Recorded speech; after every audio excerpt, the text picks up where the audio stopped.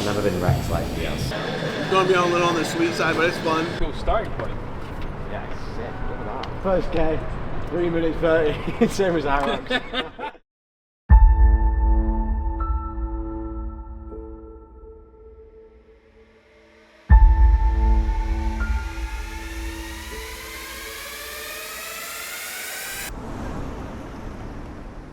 Why do you think your brand popped off? I guess Because it's sick.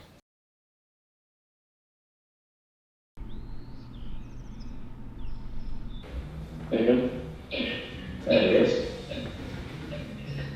Right, who's on this then? I didn't know we had racing. Hello boys, yeah. The 4 AM team here right now. We're in the building. Oh, you boys. Oh, whoa, Tom as well, and Mike, whoa. Alright, well thanks for getting on. Anything you want to kick off? Obviously I sent a bit of an agenda over. We'd be good to kind of maybe hear some updates on the product. We created the first liquid, which you signed off. This is the London line. That's got significant amounts of salt in, which has gone to test. The next thing for us to do is to do a production, a kitchen sample here. Yeah. With the reduced, which we've requested the recipe now. So we'll do with the ingredients that we've got and just reduce it down. So we'll follow that recipe. So it's a conversation about maybe there's future NPD of athlete, or so it's you can go back up with the salts. Yeah. So it's more doing elite. For peak performance, benefits of hydration.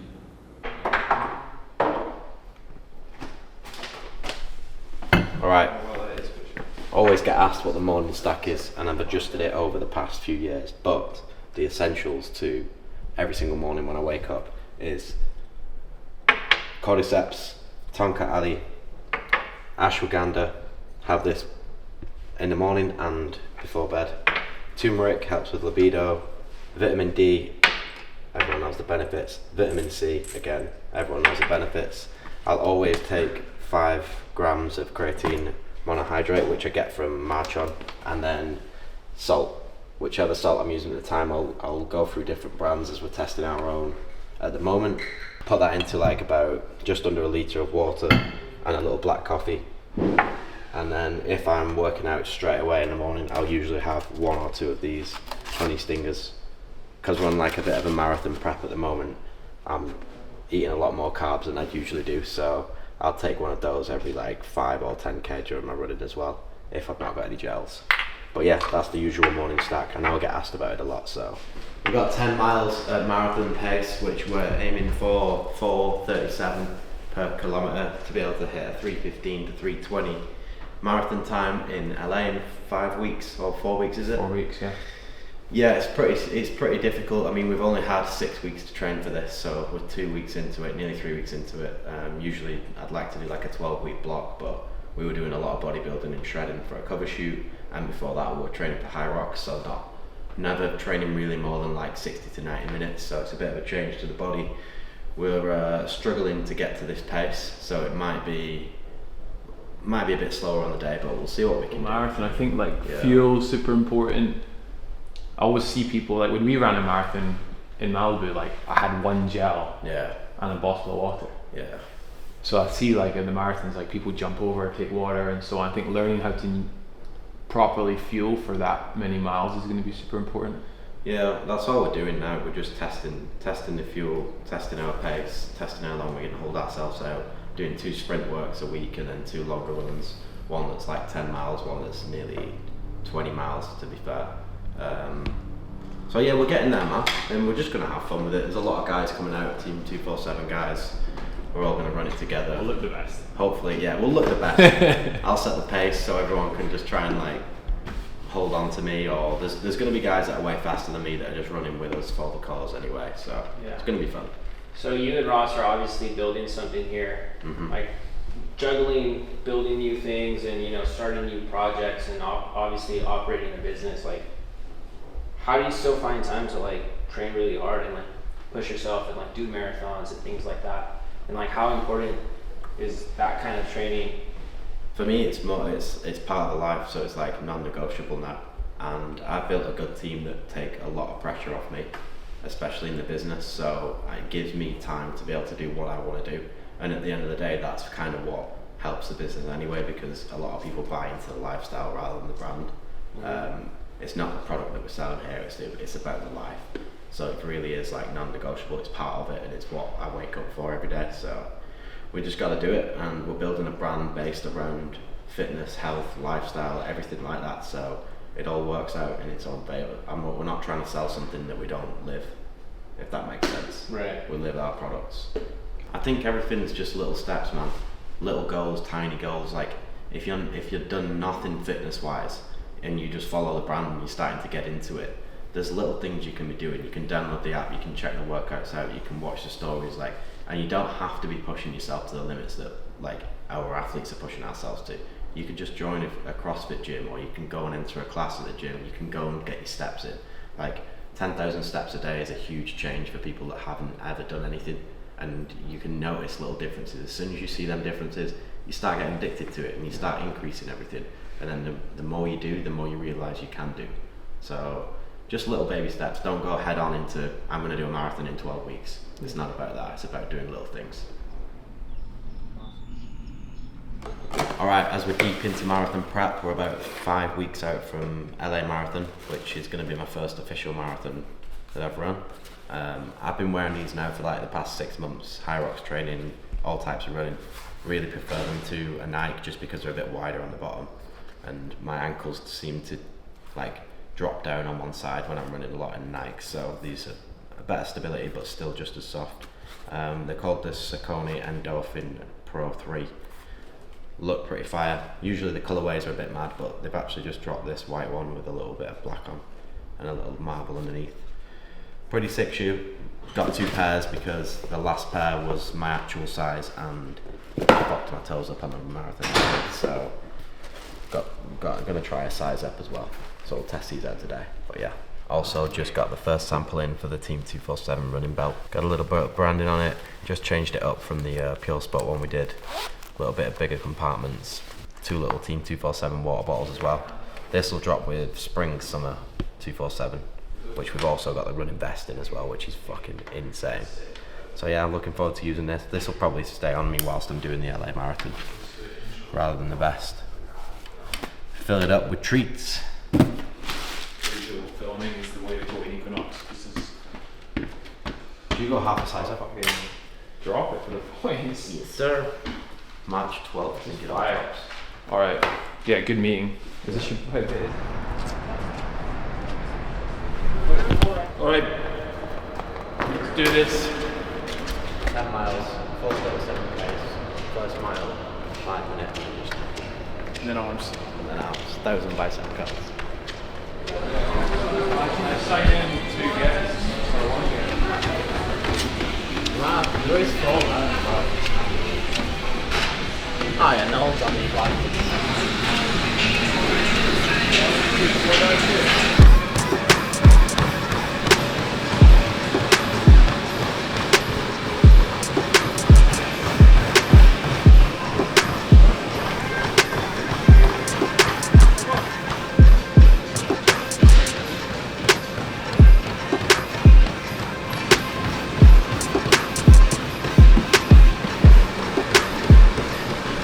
Oh, I missed it.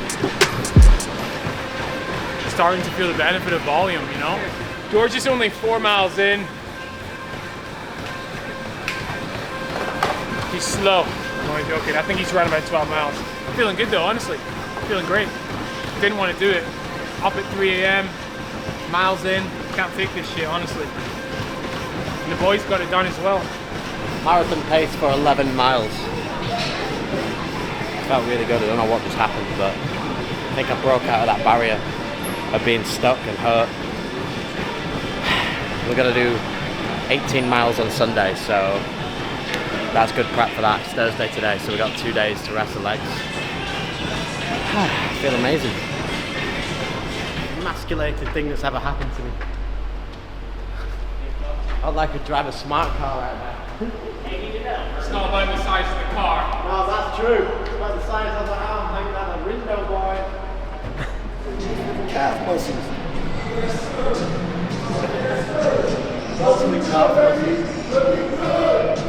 Damn right, he's looking good. Damn right, yes sir. That only happens in America. No one does that shit in England, bro. George's got a burger. No, I've got a keto bread, egg, avocado, bacon sandwich, and some more eggs for the peak. For the peak. Your body has a natural threshold of about 40 minutes to 50 minutes of where it can work on its own without calories going in. So when you're doing like a high rocks workout and it's 50-60 minutes for say, or you're going bodybuilding and you're doing a bit of slow isometric movements, you don't really need to fuel for it. You can recover after it with fuel, but when you're in a marathon prep and you're doing 2 hours, 3 hours at a time, you need to be fueling constantly just to feel good and like actually enjoy it. Which is something I didn't learn for so many years.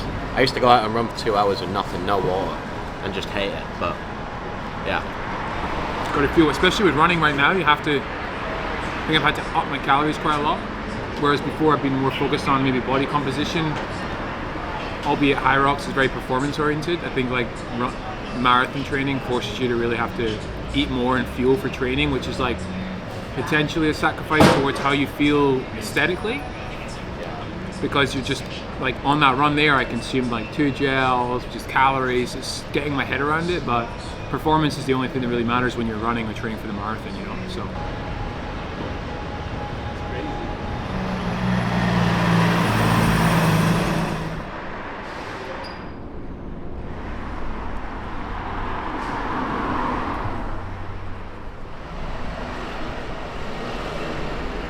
all of a sudden it's summer. Right? What's going on? Where I we have at? no clue where we're going, bro. It's kind of like a jungle in here. Yeah. We're at Noah's tattoo studio today. Gonna get some new ink. Gonna get some cover-ups done as well. Not been for a while. I think it's been like a year since I got the first tattoo off him. So a few little things going down. Gonna get the 247 numbers on me somewhere as well. Make it permanent. You know how it is. Over Christmas. Yeah, just staying in town. And then I want some 247 numbers like around here somewhere. Okay. I don't know what would be best. Do you reckon like above the wrist or below? Try both and see. Yeah, I prefer that side. And then let's just, we'll put the stencil on multiple spots and then you kind of pick what you like. Okay.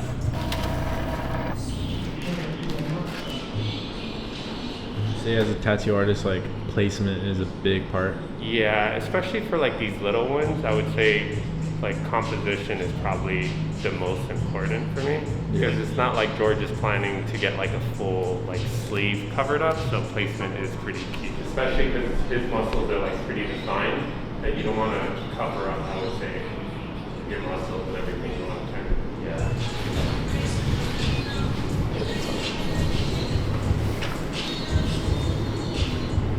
I've tried, but Just knock out. I can't do that. You know, he came over for you. I'm not letting myself do it.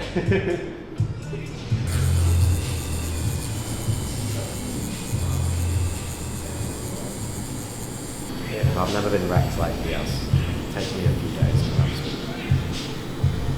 I look at people with fucking kids, there's nothing about that life that just feels like, oh, I want that. Yeah. Not an ounce of me. Right, boys, we're signing out because I'm about to go to sleep. It's been a long day and it's 12 noon right now. What time do we start? Like 3:30. Up at 3:30. Started the calls at 4, so it's been a good day.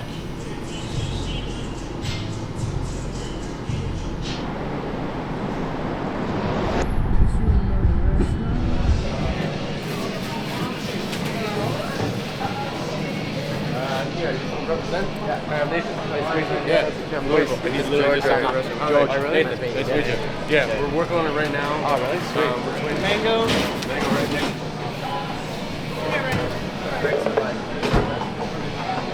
Literally, that's it. There's no shit added to it. 8G of that is fat, 12G of that is carbs, and 8G is protein. 1 per 8 grams of protein. Really, the benefits lot are of vitamins. anytime you're not pasteurizing, you're keeping more minerals and vitamins. Yeah, Exactly. And then on top of it, the kefir, is probiotic, but not pasteurizing the milk is what allows the enzymes to stay in there. So we're not necessarily lactose intolerant. The milk is human intolerant once we pasteurize it. Like certain companies and parts of our society and culture, we market things in a certain way, but it limits our possibility because we don't have all the information. I felt the same way with like acid reflux. I used to have acid reflux, and they want to tell you have acid reflux. Yeah, but it's like, no, the food that I'm eating is causing me to have acid reflux. It's two different things. If I inherently have it, I don't have any power. But if I know it's the food that's causing it, now I have power, now I got a solution, I just have to change. Most of the time it is not inherent, right? No, it's most of the time it's like, oh, it's in my family. It's because your family's all been eating the same way. Exactly. This is going to be like you can have it as pre or post workout. Basically mango, dates, coconut, raw honey, raw kefir, ashwagandha. We're trying to put a little bit of cordyceps in it. Open up those lungs. But yeah, pre or post workout, any time around your workout is going to hit you really well. It's going to be a little on the sweet side, but it's fun. Yeah. It's good. I'd like to get some kind of, I need to figure out what kind of minerals. I want some kind of, I'm going to try to get some minerals in it. Yeah, dude. Anything. Yeah, some minerals. We'll do like a little ashwagandha, a little bit of cordyceps. It'll be,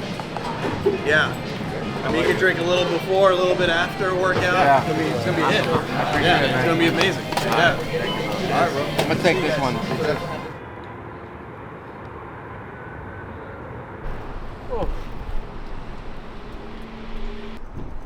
Oh, baby, we're cranking today. Little 12 miler around downtown. Look at this view, though. I know, yeah. Here's the instigator himself. Pop. I didn't realize 14 miles is a fucking half. No, we'll do 12. We'll do 12. Yeah. I didn't realize. I don't know these miles. I don't know what these miles are. Cool starting point. Yeah, it's sick. Look at that. Can't wait to fly down that hill. First K, 3 minutes 30. Same as Iraq. That'll be it. Bob, we've got to come back up the hill. 6 o'clock at night. LA night run. How many weeks after the marathon? 4 weeks? 4 weeks on Saturday. Got our tickets yesterday, so time to crank it up. Yeah. Tonight, 20k, marathon pace. Never done this route before. Alex and Caesar planned it, so hopefully it's a good one.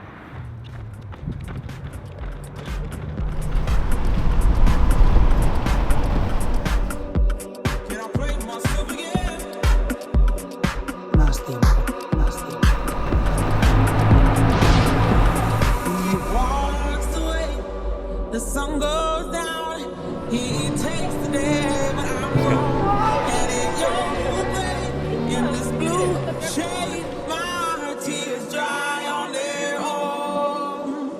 He walks away, the sun goes down, he takes the day, but I'm wrong. And in your way, in this blue shade, my tears dry on their own.